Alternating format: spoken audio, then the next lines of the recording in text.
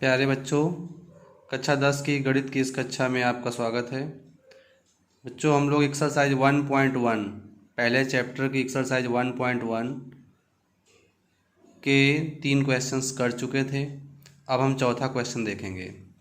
चौथा क्वेश्चन कह रहा है यूक्लिड विभाजन प्रमेयिका का प्रयोग करके दर्शाइए कि किसी धनात्मक पूर्णांक का वर्ग किसी पूर्णांक m के लिए 3m या 3m+1 के रूप का होता है। तो बच्चों, पहले कह रहा है कि किसी धनात्मक पूर्णांक की बात कर रहा है, तो मान लेंगे a कोई धनात्मक पूर्णांक है। यहाँ देखें किस रूप में हमें लाना है, 3m और 3 या तो 3m+1 के रूप का होता है। तो यहाँ m के गुणांक के रूप में 3 लिखा हुआ है। तो हम जो विभाजन प्रमेयिका में देखते थे a=bq+r होता था, तो a हमने मान लिया है। अब b की जो वैल्यू है वो हम 3 लेंगे। कितना लेंगे? 3। तो मान लेंगे कि b बराबर 3 है। अब यूक्लिड की विभाजन प्रमेयिका से देखेंगे तो a होता है bq+r, जहाँ r का मान b से छोटा होता है और 0 से बड़ा बराबर होता है। तो अब b की वैल्यू 3 यहाँ रख दिया हमने, तो a हो जाएगा 3q+r। तो जहाँ r की वैल्यू हो जाएगी 0 से बड़ी बराबर और b की जगह पे हमने 3 रख दिया है, तो 3 से छोटी होगी। तो 3 से छोटे जो पूर्णांक हो जाएंगे आपके पूर्ण संख्याएं, पूर्णांक नहीं पूर्ण संख्याएं, वो हो जाएंगे 0, 1, 2। तो यहाँ से देख लीजिएगा, धन पूर्णांक कह रहा है, किसी धनात्मक पूर्णांक का वर्ग कह रहा था, तो r की वैल्यू भी धन पूर्णांक ही होनी चाहिए थी। तो यहाँ पर 0 से 3 तक चाहिए, 3 से छोटी और 0 से बड़ी बराबर, तो हो जाएंगे 0, 1, 2। अब हम अगर 0 वैल्यू रखेंगे यहाँ पर r की, तो 3q मिल जाएगा। अगर 1 रखेंगे तो 3q+1 हो जाएगा। तो अगर 2 रखेंगे तो 3q+2 हो जाएगा। तो एक जो मान है वो हमारे 3 मान हो सकते हैं, या तो 3q हो सकता है, या तो 3q+1 हो सकता है, और या तो 3q+2 हो सकता है। अब कह रहा था इस धनात्मक पूर्णांक जो हमने a माना है, इसके वर्ग की बात कर रहा है, तो हम a का वर्ग करेंगे। तो a का जब वर्ग करेंगे, वर्ग करने पर तो a का स्क्वायर करेंगे तो पहले 3q है a की वैल्यू, तो 3q का स्क्वायर करेंगे तो हो जाएगा 9q²। इसको हम ले सकते हैं 3 × 3q²। अब आप जानते हैं q क्या था, एक पूर्णांक था, पूर्ण संख्या होती थी, तो पूर्णांक का वर्ग पूर्णांक ही होता है, उसमें 3 का मल्टीप्लाई करो तो पूर्णांक ही आएगा। इसका मतलब ये, इसको हम एक पूर्णांक m1 कह सकते हैं, जहाँ m1 बराबर 3q²। ये धनात्मक पूर्णांक है आपका, तो ये 3m1 हो गया। a², अब a की वैल्यू 3q+1 लेंगे तो उसका होल वर्क करेंगे तो a+b का होल स्क्वायर आप जानते हैं, a² + b² + 2ab। तो आप देखिए ज़रा, 3q² + 1² प्लस दोनों गुणनफल का दुगुना 6q हो जाएगा। तो इसको हमने इस प्रकार से लिख लिया, 1² को पीछे कर दिया है, इससे आपने 3 कॉमन ले लिया है, तो ये बचेगा 3q² + 2q, और बाहर 3 है +1। ये देखिए q² × 3 + 2q, ये एक पूर्णांक संख्या हो जाएगी, क्योंकि पूर्णांक का वर्ग करो, उसमें 3 का मल्टीप्लाई करो, फिर 2 × 3 मतलब पूर्णांक संख्या वही, इसको अगर जोड़ेंगे तो ये पूरा एक पूर्णांक संख्या ही मिलेगी। तो इसको हमने m2 कह दिया है। क्या कह दिया है? m2, जहाँ m2 हो जाएगा 3q² + 2q। तो ये एक धन पूर्णांक है, मान लिया है, मान क्या ये होगा ही, तो हो जाएगा आपका 3m2+1।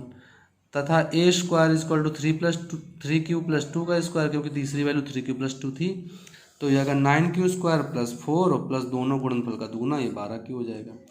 अब आप देखें जरा, इसमें 9q² आगे लिख लिया, प्लस 12q लिख लिया, ये 4 को लिख दिया 3+1, इस पूरे से 3 कॉमन ले लेंगे तो ये बचेगा। तो ये पूर्ण संख्या हो जाएगी आपकी, ये धन पूर्णांक हो जाएगा। तो इसको हम कह सकते हैं m3, 3m3+1 हो गया, जहाँ m3 हो जाएगा 3q² + 4q+1, ये धनात्मक पूर्णांक है। अब आप देखें कि a² का मान पहले में आया 3m1, फिर आया है 3m2+1, और फिर आया 3m3+1। लेकिन जो m1 m2 ये सब क्या थे, m1 m2 m3 धन पूर्णांक थे, जिन्हें हम अगर चाहें तो रिप्रेजेंट कर सकते हैं किसी एक m से।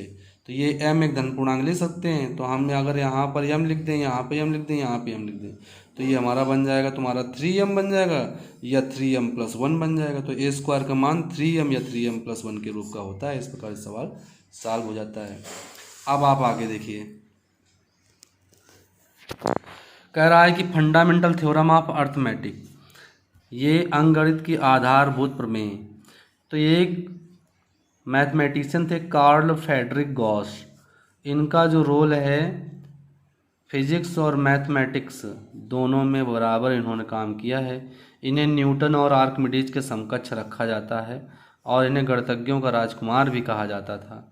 तो अब इन्होंने क्या थ्योरम दी है, प्रत्येक भाज्य संख्या को अभाज्य संख्याओं के गुणनफल के रूप में व्यक्त यानी गुणनखंडित किया जा सकता है, और यह गुणनखंड अभाज्य गुणनखंडों के आने वाले क्रम के बिना अद्वितीय होता है। इसे याद करना है आपको।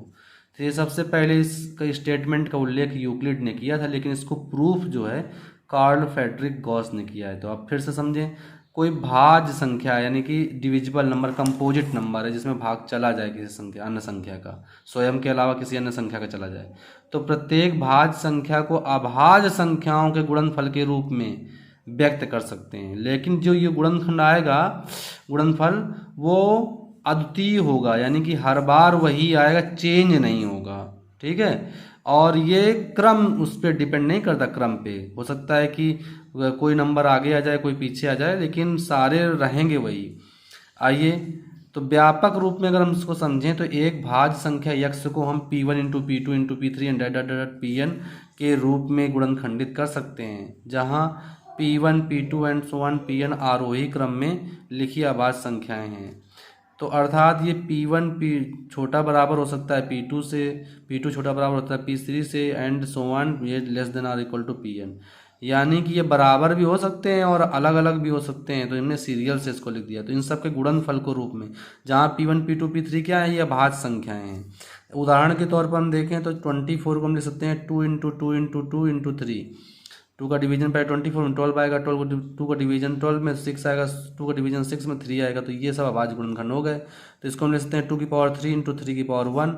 तो चाहे कितनी बार भी इसके फैक्टर्स ज्ञात किए जाएं, भाज्य वो यही आएंगे हमेशा, इसलिए ये अद्वितीय रहेंगे।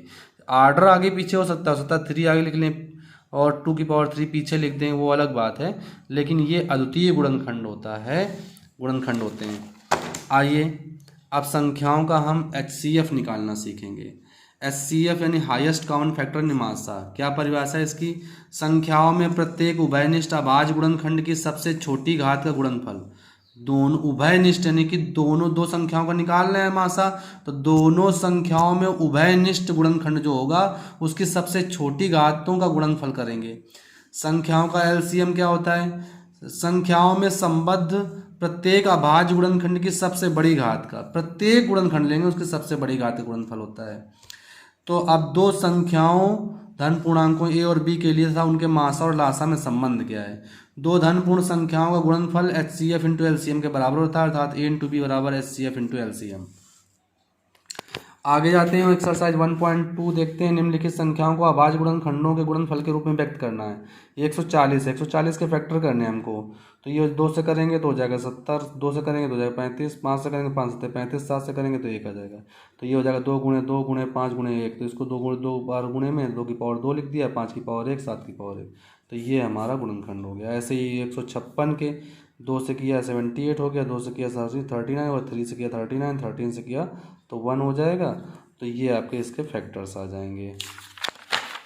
आगे देखिए, ये आपका 3825, पहले 3 से करेंगे तो 1275 आएगा, फिर 3 से करेंगे 425 आएगा, 5 से भाग करेंगे तो 85 आएगा, 5 से करेंगे 17 आएगा।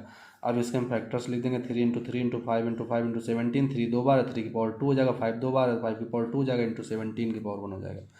फिर लिखा हुआ है 5005, 5 से पहले करेंगे तो 1001 आएगा, फिर 7 से करेंगे तो 143 आएगा, फिर 11 से करेंगे तो 13 आएगा, 13 से करेंगे तो 1 आएगा। तो ये आ जाएगा 5 इंटू 7 इंटू 11 इंटू 13, ये आपका यूनिक फैक्टर है।